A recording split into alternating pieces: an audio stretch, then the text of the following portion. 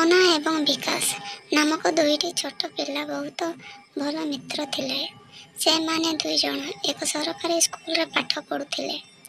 Break time रे से मानकर अन्य साथी मानक सहित खेलिबाकु जाउथिले एवं विभिन्न कहानी अनुभव करुथिले। मोना बहुत पढ़ाशुना रे भल थिला एवं सबुदिन क्लास रे नंबर 1 थिला, किंतु विकास बहुत मजा मस्ती करने पसंद करथिले।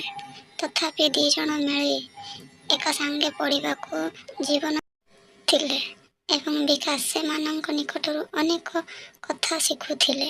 एक दिन स्कूल रे एक तालीम दिया जाउथिला, जोठारे सब शिक्षार्थी को एक मुख्य लक्ष्य सह उद्यम करने पढ़ा जाउथिला।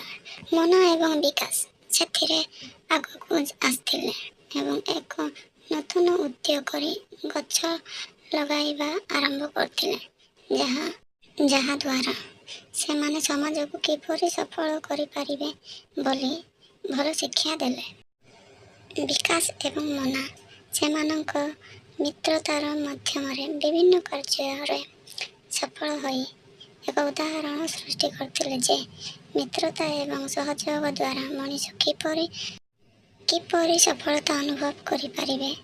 एहारो दी जनक मध्य मित्रता और सफलतार संजोग दृढ़ होइथिला एवं से माने सबुदिन ए मजबूत बंधन रखिथिले।